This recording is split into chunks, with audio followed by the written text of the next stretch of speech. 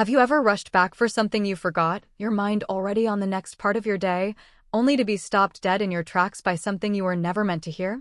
A fragment of a conversation that changes everything. I did. I returned to the grand house where I worked, just a shadow in the halls, to grab my keys. But what I overheard from the master bedroom, a conversation laced with utter despair, made me stay frozen in the hallway. It was a single moment, a door left ajar, that would unravel a life of invisibility and test the very definition of who gets to have a voice.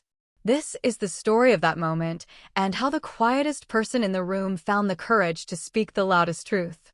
It's a story about the unseen, the underestimated, and the extraordinary power that lies dormant within us all, waiting for a single, terrifying chance to be seen. Her name was Clara, and for 5 years, her world had been defined by the scent of lemon polish and the soft whisk of a dust rag. She was a live-in housekeeper for the Davenports, a family whose wealth was so vast it seemed to have its own gravitational pull, warping the reality of everyone in its orbit. The mansion was less a home and more a museum of a life she could never touch, filled with art she was forbidden to look at for too long and silences she was paid to maintain. Clara moved through these opulent spaces like a ghost, her presence marked only by the absence of a fingerprint on a glass table or a speck of dust on a marble floor. She kept her head down, her expression neutral, a carefully constructed mask of professional deference. It was easier that way. To be invisible was to be safe. Her past was a locked room in her mind, a place she rarely visited. A place that held the ghost of a different Clara, one who wore a crisp blazer instead of a gray uniform, one who sat in lecture halls, her mind buzzing with torts and precedents. She had been a law student, second in her class, with a fire for justice that burned bright. But a family tragedy, swift and brutal, had extinguished that fire, leaving behind only the cold ash of responsibility. Her mother's illness had consumed her savings, her time, and finally, her future. Law school became an impossible dream, replaced by the stark reality of survival. The job at the Davenports offered a roof over her head and a steady, if meager, paycheck. It was a quiet life, a surrendered life. But even in surrender, the mind does not forget what it loves. Late at night, in her small, plain room in the staff wing, after the great house had finally gone to sleep, Clara would read. She'd salvage discarded financial newspapers from the recycling, her fingers tracing the columns of a world she observed from the other side of a great divide. She'd see legal thrillers left on coffee tables and memorize the arguments, testing her own mind against the fictional lawyers. It was a secret, silent rebellion, a way of keeping that extinguished flame from dying out completely.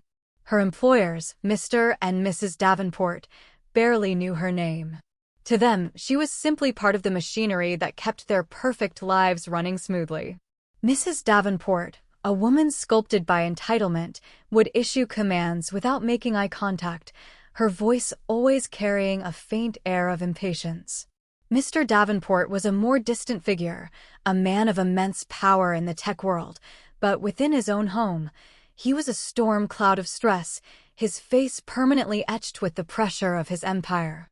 Clara knew the rhythms of his anxiety better than anyone, the way he paced in his study, the untouched dinners, the faint, constant scent of expensive coffee and sleepless nights. She polished the desk where he made decisions that affected thousands, yet her own existence was a detail too small for his notice. This was her place. This was her reality. To serve, to be silent, to be unseen. She had accepted it. Or so she thought, until that one Tuesday afternoon when she forgot her keys. It was her day off, a rare gift of 24 hours of freedom. She'd planned to visit the public library, to lose herself in the quiet, dusty aisles that felt more like home than the gleaming, sterile mansion. But as she stood at the bus stop, she reached into her pocket and felt nothing. Her keys. They were on the small nightstand in her room, a tiny, insignificant oversight. With a sigh of frustration, she turned back. The grand gates of the Davenport estate slid open for her with a quiet hum. She used her staff code to enter through a side door, her soft-soled shoes making no sound on the polished limestone floors. The house was still, caught in the sleepy mid-afternoon lull. She intended to be in and out in less than a minute, a whisper of movement no one would even register. Her room was down the long, west wing hallway, past the grand staircase and the closed doors of the family's private suites. As she neared the master bedroom, the heavy oak door slightly ajar, she heard voices. It was Mr. and Mrs. Davenport. Clara's training, her very instinct for survival in this house, screamed at her to hurry past, to pretend she hadn't heard a thing. Privacy was the family's most valued commodity, and her job depended on her discretion. But the tone of Mr. Davenport's voice stopped her cold. It wasn't angry or commanding, as it so often was. It was brittle. It was broken. "It's over, Evelyn," he said, the words ragged, stripped of all his usual authority. "Sterling just called. They found a precedent from the '98 Omnicorp case. It's a loophole. A tiny, obscure clause about source code integration. Our entire patent portfolio is worthless. Everything we've built, it's gone." A sharp, dismissive sound from Mrs. Davenport. "Don't be so dramatic, Richard. You pay that man, Sterling, a fortune. Tell him to fix it. Throw more money at it." "That's what we do, you don't understand," he shot back, his voice cracking. "There is no fixing it. The court will grant their motion for summary judgment." Sterling admitted it. He said his team missed it. They just missed it. The silence that followed was heavy, suffocating. Clara stood frozen in the hallway, her hand still halfway to her pocket. Her heart was hammering against her ribs, not with fear of being discovered, but with a shocking, electric jolt of recognition. The Omnicorp case. Source code integration patents. She knew it. She remembered it from a late-night study session for her intellectual property final. Professor Albright had called it a fascinatingly weird case, one that created a narrow but powerful exception. Her mind, dormant for so long, suddenly whirred to life, gears clicking into place, connecting facts and precedents with a speed that left her breathless. She could see the argument in her head, the flaw in the opponent's logic. They were misinterpreting the precedent. The Omnicorp case had a specific qualifier, a crucial detail about third-party hardware that Sterling's team, in their arrogance and high-priced confidence, had clearly overlooked. It was a detail a first-year student would be expected to know. A detail she knew. She stood there, invisible in the hallway, holding a key that could unlock $100 million problem. Her own keys, the reason she had returned, were completely forgotten. The only thing that mattered was the earth-shattering knowledge she possessed and the terrifying, impossible chasm she would have to cross to share it. Clara never made it to the library.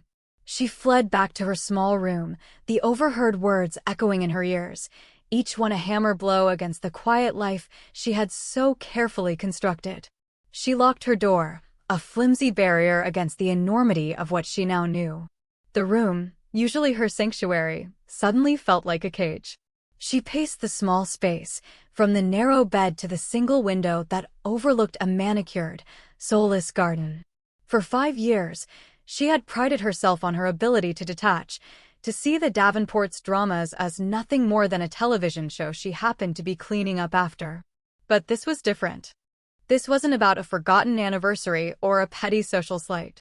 This was about ruin. It was about injustice. Mr. Davenport, for all his flaws and his cold distance, had built his company from the ground up. She'd read the articles herself, salvaged from the trash. He was an innovator. And now, because of the carelessness of an overpaid legal team, it was all about to be wiped away. A deep, forgotten instinct stirred within her. The same fire that had driven her to law school in the first place, the desire to see things made right.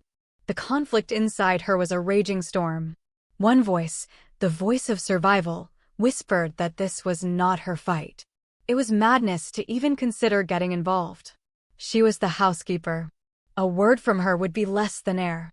It would be an act of supreme arrogance, an overreach so profound it would certainly cost her the job and the fragile stability she clung to. They would laugh at her. Mrs. Davenport would look at her with that icy disdain, and Mr. Davenport, in his despair, would see her as a cruel joke. To speak up was to risk everything for a cause that wasn't hers, for people who saw her as part of the furniture. But another voice, a louder, more insistent one, argued back. It was the voice of the old Clara, the Clara who believed in the law, who believed that a fact was a fact, no matter who spoke it. The detail they were missing wasn't an opinion, it was a verifiable point of law. To stay silent felt like a betrayal not just of the Davenports, but of herself. It felt like burying the last, glowing ember of the person she was meant to be. Was she truly going to stand by and watch a man's life's work crumble because she was too afraid to speak? Was her fear more important than the truth? The sun began to set, casting long shadows across her room. She didn't turn on the light. Instead, drawn by an unstoppable impulse, she knelt and pulled a dusty cardboard box from under her bed. Inside, beneath old photographs and her mother's letters, were her law school textbooks. She lifted one, the cover worn, the pages filled with her own neat, color-coded highlights. She ran her fingers over the title, Principles of Intellectual Property Law. It felt like an artifact from another life. She opened it, the spine cracking in the quiet room. She found the chapter on patent litigation, her eyes scanning the familiar text. And there it was. Page 384. A footnote on the Omnicorp v. Texas ruling. It stated, clear as day, that the precedent only applied if the integrated source code did not rely on a proprietary, non-licensed hardware component. Clara's breath hitched. She remembered Mr. Davenport mentioning his company's unique, patented processing chip in a magazine interview. If his software was intrinsically tied to that chip, then the Omnicorp precedent was irrelevant. It was the key. It was everything. She spent the next several hours lost in a fever of activity. She found a legal pad and a pen, items she used for grocery lists, and began to sketch out a chain of logic. Her handwriting, usually so careful and unobtrusive, became a passionate scrawl. She cross-referenced cases, cited statutes, and built a concise, irrefutable argument. The small room filled with a forgotten energy, the powerful hum of a brilliant mind at work. The fear was still there, a cold knot in her stomach, but it was now overshadowed by the thrill of the puzzle, the righteousness of the solution. By the time the first rays of dawn crept through her window, she had a single, perfectly crafted page of notes. It was an explosive document, a lifeline for a sinking ship. But holding it in her hand, she knew the hardest part was yet to come. She had the key. Now she had to find the courage to walk up to the captain and convince him to use it. The morning light did little to burn away the fear that had settled back in Clara's chest. The adrenaline of her late-night legal session had faded, replaced by the cold, stark reality of her position. Holding the single sheet of paper, which now felt as heavy as a stone tablet, she rehearsed a dozen different opening lines in her head, each one sounding more foolish than the last. "Excuse me, Mr. Davenport, I know I just clean your toilets, but I believe I found a flaw in your multi-million-dollar legal strategy."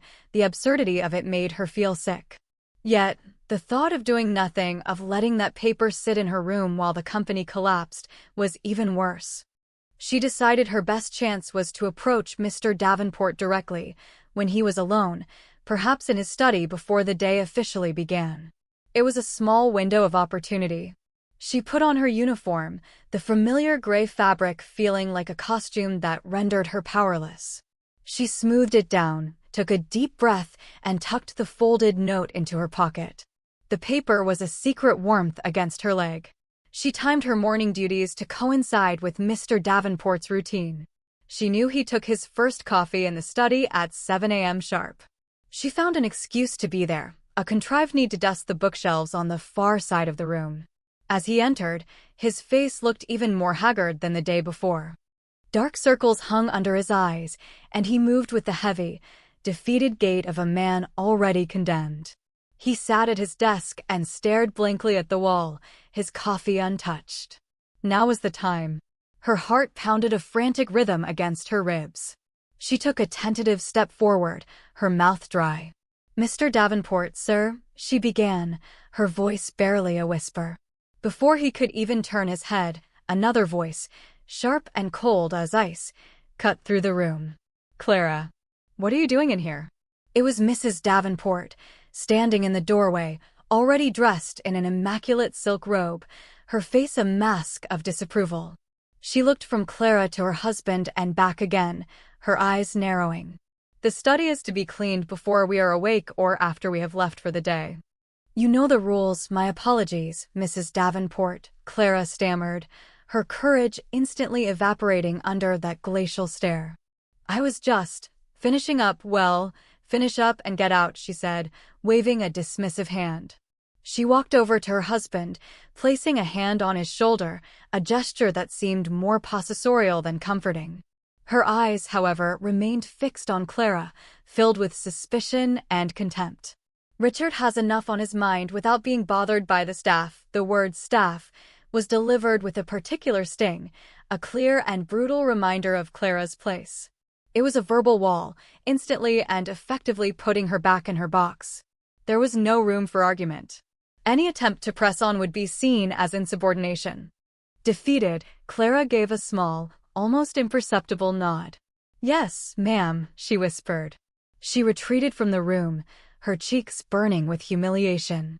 As she walked away, she could hear Mrs. Davenport's voice, softer now, murmuring to her husband, honestly, you can't find good help anywhere these days.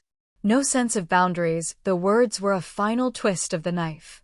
Clara fled to the kitchens, the folded note in her pocket now feeling like a source of shame rather than hope. The rejection was more than just a logistical setback, it was a deep, personal invalidation of her very worth. She had been silenced before she even had a chance to speak, reduced to nothing more than an annoyance, a disruption in the background. She stood by the large industrial sink, her hands gripping the cold steel edge, and fought back tears of pure frustration. The world, it seemed, had already made up its mind about who she was. And who she was not someone who gets to be heard. Mr. Davenport felt his wife's hand on his shoulder, but the gesture offered no comfort. It felt like another weight added to the crushing burden on his back. Evelyn's solution to everything was to throw money at it, to command it into submission. She didn't understand that some problems, some failures, were beyond that. He was adrift in a sea of his own creation, and the lifeboats he had paid a fortune for were sinking alongside him. His day descended into a carefully managed hell. He went to the office, a gleaming tower of glass and steel that suddenly felt like a tomb. The air was thick with a funereal quiet. His employees avoided his gaze, speaking in hushed tones as he passed. The news had clearly spread. The impending doom had a smell, and it was permeating every corner of his empire. The final meeting with his lead counsel, Arthur Sterling, was the nail in the coffin. They sat in the sterile, cavernous boardroom, the long, polished table reflecting their grim faces. Sterling, a man whose arrogance was usually matched by his results, was now a portrait of defensive bluster. He spread documents across the table, his manicured hands gesturing vaguely at them as he spoke. Richard, you have to understand, the precedent is complex. It's an outlier. My team is comprised of the best minds from Harvard and Yale. This is the kind of nuance point that can occasionally be missed. Richard's voice was dangerously low. Arthur, you told me this case was a slam dunk. You billed my company $7 million to secure that slam dunk. And now you're telling me your best minds missed a footnote a first-year law student would have flagged? This isn't a nuanced point. This is a catastrophic failure. Sterling's face tightened, his professional veneer cracking to reveal the raw ego beneath. With all due respect, Richard, second-guessing our strategy now is unproductive. The damage is done. Our focus should be on mitigation, managing the fallout. A graceful concession. Graceful concession? Richard slammed his hand on the table, the sound echoing in the silent room. You want me to gracefully concede my entire company? Everything I have ever built? Because your team was asleep at the wheel. The other lawyers in the room shifted uncomfortably in their expensive suits, staring intently at their notepads. Sterling drew himself up, his tone turning cold and condescending. We are operating within the unfortunate realities of the situation. It's a bitter pill to swallow, I understand that. Perhaps if you had been more forthcoming with some of the initial technical documentation, we could have. The implication was clear. This was somehow Richard's fault. The blame shifting, the utter lack of accountability, was the final straw.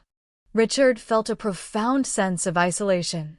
These men, these experts he had trusted and enriched, were now just rats preparing to leap from his sinking ship, pointing fingers as they went. "Get out," Richard said, his voice flat and devoid of emotion. Sterling blinked. "I beg your pardon?" "Get out," Richard repeated, rising to his feet. "All of you. The meeting is over. Your services are no longer required. Send me a final, itemized bill. I assure you, I will scrutinize it." He walked out of the boardroom without looking back, leaving a stunned and furious legal team in his wake. He returned home not to a sanctuary, but to an extension of his defeat. The house was silent, but he could feel the weight of his failure in every polished surface, every priceless artifact. He was a king in a castle that was about to be seized by barbarians, all because his own knights had forgotten how to fight. He felt utterly and completely alone, betrayed by the very people whose expertise was supposed to be his shield.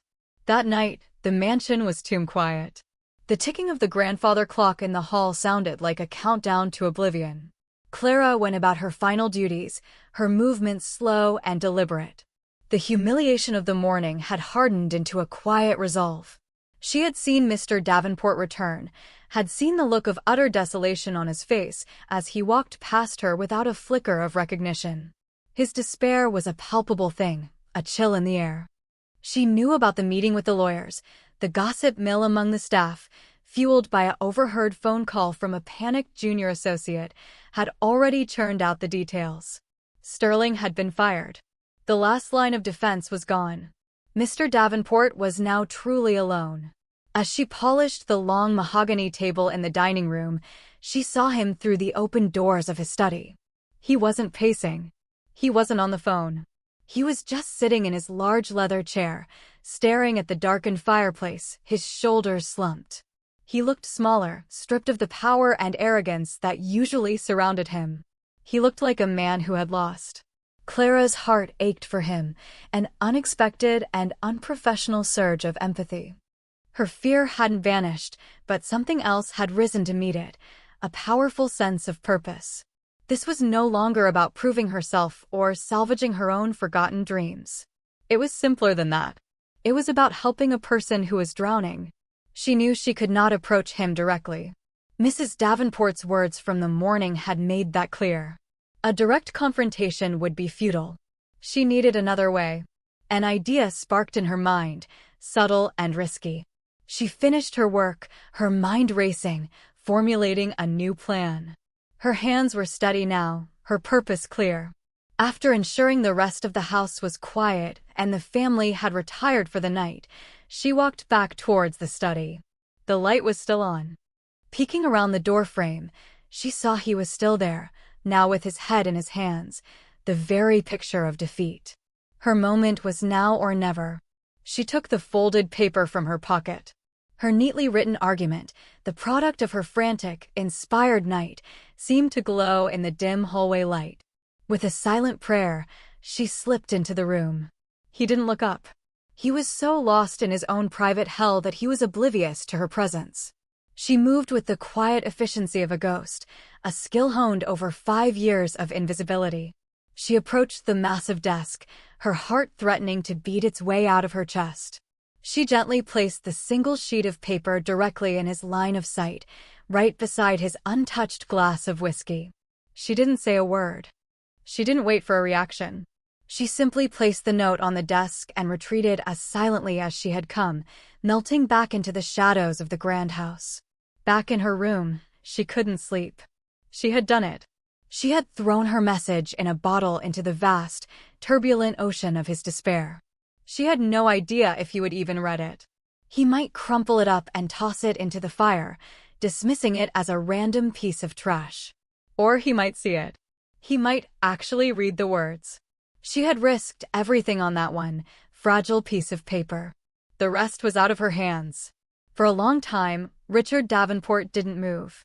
The silence of the house pressed in on him, each tick of the clock a reminder of his dwindling time. He finally lifted his head from his hands, his eyes gritty with exhaustion. He reached for the glass of whiskey, intending to drain it. It was then that he saw it. A single sheet of paper, folded neatly, sitting on the polished wood of his desk. It hadn't been there before. He frowned, irritated by the intrusion. Had one of the staff been in here? He picked it up, ready to crumple it in his fist and toss it into the cold fireplace. It was probably a note from his wife, another platitude about being strong or a reminder of some social obligation he no longer had the heart for. But as he unfolded it, he saw it wasn't his wife's elegant, looping script. It was a simple, almost starkly neat handwriting. The content made him pause. It wasn't a note of sympathy. It was a series of bullet points, written in stark, legal language. He read the first line, motion for summary judgment, patent dispute, his irritation sharpened into confusion. Who would leave this on his desk? He scanned the text, his eyes, accustomed to skimming dense legal documents, moving quickly. Assertion. Opposing counsel's argument hinges entirely on Omnicorp v. Texas, 1998. Precedent correct. That was the dagger. Flaw in assertion. Omnicorp precedent contains a critical qualifier regarding the necessity of non-proprietary hardware for source code integration. Richard stopped. He read the sentence again. A qualifier? Sterling had never mentioned a qualifier. He'd presented the Omnicorp case as an absolute, an unbreakable legal wall. His eyes flew to the next point. Supporting citation, see Omnicorp, 157 F3D 422, 431, 9th Circle 1998, footnote 7. This ruling's application is constrained to software operating on universally available or non-proprietary hardware platforms, a specific citation. A footnote. The level of detail was astonishing. A frantic energy began to replace his despair. He read the final point, the one that made his breath catch in his throat. Conclusion. If the Davenport Helios chip is a proprietary, licensed component essential to the software's function, the Omnicorp precedent is inapplicable. The motion for summary judgment is therefore based on a faulty premise, the Helios chip. His masterwork. The core of his company's innovation, a piece of hardware so unique it was protected by a dozen of its own patents. His legal team knew all about it. How could they have missed this? How? A flicker of hope, so alien he had almost forgotten what it felt like, ignited within him. It was a long shot, a crazy idea left on his desk by a ghost, but it was more than the high-priced, defeated lawyers had given him. It was a strategy. It was a lifeline. But who? Who in this house possessed this kind of knowledge? Who could draft a legal argument this concise, this brilliant? He looked at the simple, unadorned handwriting again. It was humble, direct, and devastatingly effective. It wasn't Sterling. It wasn't anyone from his firm. He stood up, the note clutched in his hand, and walked to the security panel on his wall. With trembling fingers, he called up the camera feed for the study from the last hour. He watched the footage, fast-forwarding through the long minutes of him sitting motionless in his chair. And then he saw it. A figure, slipping into the room so quietly he hadn't even registered the movement. It was one of the housekeepers. Clara. The quiet one. The one who was always there but never seen. He watched as she approached the desk, placed the note, and retreated, all with a practiced invisibility that now seemed astonishing. Clara? The woman who dusted his shelves and emptied his trash? It made no sense. And yet, the evidence was right there, on the screen and in his hand. The note was his only hope, and she was its author. A strange mix of disbelief and awe washed over him. He had been surrounded by supposed geniuses, by the best legal minds money could buy, and they had led him to ruin. And in his own home, moving silently through the halls, was a woman who saw the one thing they had all missed. The next morning, the air in the Davenport mansion was electric with tension. Richard had been up all night, his mind a whirlwind. He had spent hours online, pulling up the Omnicorp case, reading the very footnote Clara's note had cited. It was there. It was real. The hope that had flickered to life was now a roaring fire. He made 2 calls. The first was to what remained of his legal team, summoning them for an emergency meeting at the house in 1 hour. The second was to his head of household, instructing him to send Clara to the study. When Arthur Sterling arrived, looking smug and expecting a groveling apology, he found a completely transformed Richard Davenport. The despair was gone, replaced by a cold, hard fury. Richard didn't offer a seat. He simply slapped Clara's note down on the desk. "Explain this," he commanded. Sterling picked up the paper, his eyebrows raised in disdain. He scanned it, a sneer forming on his lips. "What is this? Some amateur's memo? Principles of intellectual property? This is first-year law school nonsense, Richard. Are we really wasting time on this? Is it wrong?" Richard's voice was like steel. "The footnote. The citation. Is it incorrect?" Sterling glanced at it again, his arrogance preventing him from giving it a serious look. "It's an obscure point, likely taken out of context. It's irrelevant. Our analysis was thorough, was it?" Richard shot back. "Was it more thorough than this?" He gestured to the note. "Because this amateur's memo has provided a clearer path forward in 12 hours than your entire firm has in 12 months. Just then, there was a soft knock on the door. It was Clara. She looked terrified, her eyes wide, her hands twisting the fabric of her uniform.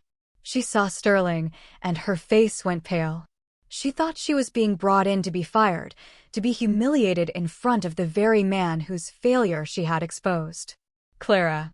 "Come in," Richard said, his tone softer than she had ever heard it. "Mr. Sterling, this is Clara. She wrote the memo you're holding." Sterling stared at her, his mouth falling slightly open in disbelief. He looked from the housekeeper to the note and back again. Then he let out a short, barking laugh. A laugh filled with condescension and pure incredulity. "You're joking. You're bringing me here to discuss a legal strategy written by the help? Richard, you've lost your mind." The words "the help" hung in the air, a deliberate, cruel insult designed to put Clara in her place. She flinched as if struck. But Richard didn't even blink. He ignored Sterling completely, his full attention on Clara. "Clara," he said, his voice quiet but firm. "I don't care about your uniform. I don't care about your job title. I care about what's on this paper. Is it correct?" All eyes were on her. The weight of the moment was immense. She could shrink, she could stammer, she could apologize and run from the room. But then she looked at Richard's face, at the genuine, desperate plea for help in his eyes. And she thought of the years of silence, of invisibility. She thought of the fire she had almost let die out. She took a deep breath, and the voice that came out was not the timid whisper of a housekeeper, but the clear, steady voice of a brilliant legal mind. "Yes, sir," she said, looking directly at Sterling. "It is correct. The Omnicorp precedent is wholly dependent on the nature of the hardware. If your client's software is inextricably linked to proprietary hardware, like the Helios chip, then citing Omnicorp is not just an oversight, it's a fundamental misapplication of case law. It's malpractice." The word malpractice landed in the silent study with the force of a physical blow. Sterling's face, which had been a mask of condescending amusement, contorted into a snarl of pure rage. For a housekeeper, a servant, to not only challenge him but to accuse him of professional negligence was an unthinkable, unforgivable offense. "How dare you," he hissed, taking a step toward Clara. "You have no idea what you're talking about. You're a cleaner. You polish silver. You don't get to lecture me on the law." Richard stepped between them, a silent, immovable wall. His eyes, cold and flinty, were locked on Sterling.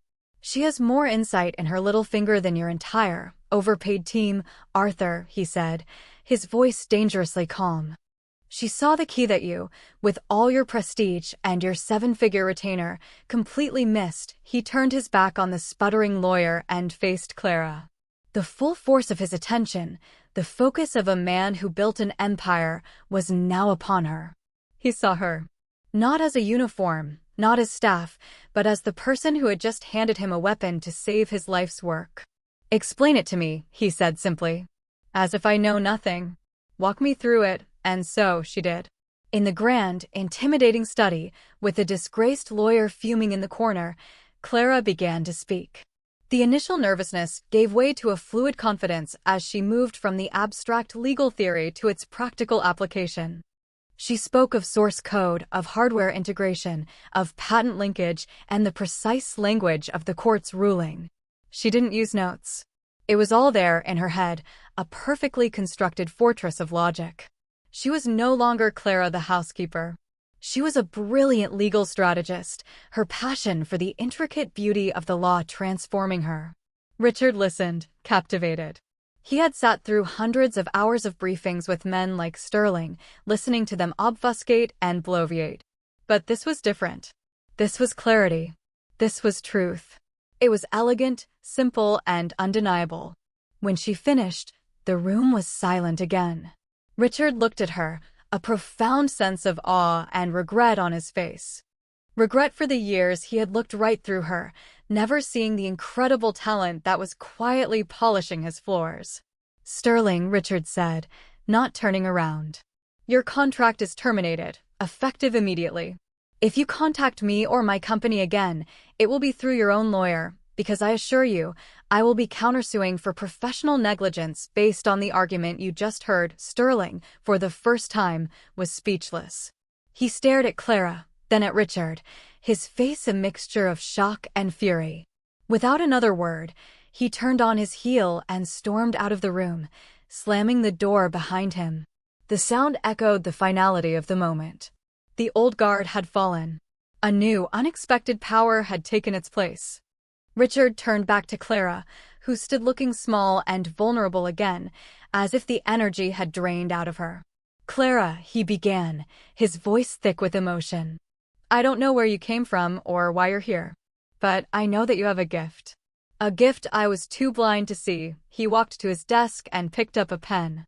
"I have one more question for you. That case you mentioned, the one you studied for? Where was that?" "Law school," she whispered, her eyes on the floor. I had to drop out." Richard nodded slowly. "I see." He looked at her, his decision made. "I don't know if we can win this. Your idea is brilliant, but it's a long shot. But I want to try. And I want you to help me. I will hire a new legal team, and they will report to you and to me. And regardless of the outcome of this case, win or lose, the Davenport Corporation will pay for the completion of your law degree at any school you choose. Consider it a signing bonus." Clara's head snapped up, her eyes wide with disbelief. Tears welled, blurring the image of the man in front of her. Law school. The dream she had buried so deep she had forgotten its shape. It was impossible. It was everything. "But why?" she stammered. "Because," Richard said, a small, genuine smile touching his lips for the first time in months. "Talent should never be invisible. And I have been blind for far too long." The weeks that followed were a blur of intense, focused work. A new, hungrier legal team was assembled, young litigators who were thrilled by the audacity of their new strategy. At the head of the conference table, alongside Richard Davenport, sat Clara. She had traded her gray uniform for a simple but professional blazer, a gift from a humbled and quietly supportive Mr. Davenport. The transformation was staggering. She was no longer a ghost in the halls, she was a commander in the war room. She directed research, picked apart the opposition's filings, and helped draft the motion that would turn the entire case on its head. There were moments of doubt, moments where the old insecurities would creep in, where the condescending face of Sterling would flash in her mind.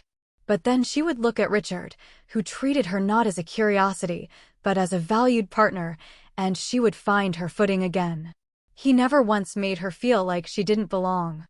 He saw her value, and in doing so, he taught her to see it in herself. The day of the hearing arrived. The courtroom was formal and intimidating, a world away from the quiet solitude of the mansion's study. Clara sat in the second row, behind the legal team, her heart pounding. She was not a lawyer yet, she could not speak before the judge. Her role was to be the silent architect, the mind behind the attack. She watched as their new lead counsel stood and presented their argument. He used the very words she had drafted, the logic she had pieced together on that sleepless night. He cited the footnote. He explained the critical importance of the Helios chip. The opposing counsel, looking just as arrogant and confident as Sterling had been, scoffed. But the judge, an older, discerning woman, leaned forward, her expression intrigued. She asked pointed questions, questions Clara had anticipated, questions their team was ready for.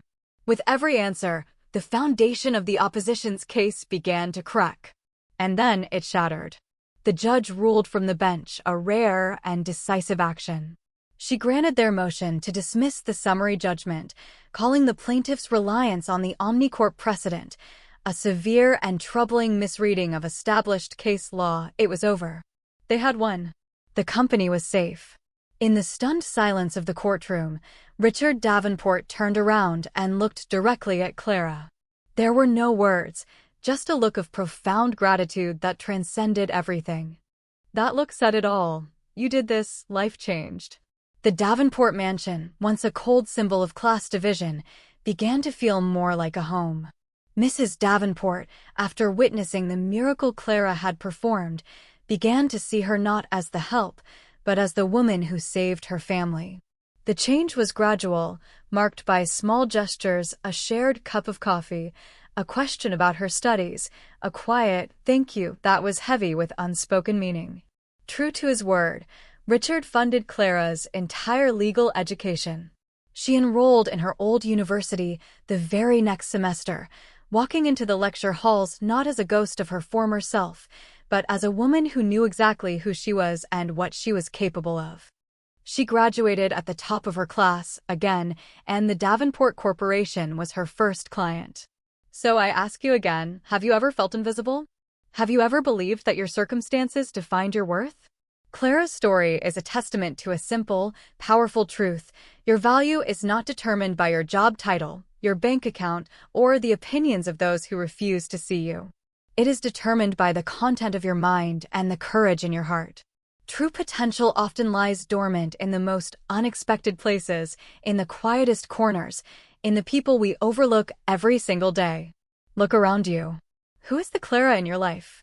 The janitor with a poet's soul, the barista who understands complex economics, the quiet coworker with the brilliant idea they're too afraid to share? See them. Acknowledge them. Create a space where they feel safe enough to use their voice. Because a single moment of recognition, a single act of belief, can unlock a gift that could change the world. Share this story with someone you believe in. Remind them that they are seen, that they are valued, and that their voice matters. And never, ever forget the power that lies hidden, waiting inside of you.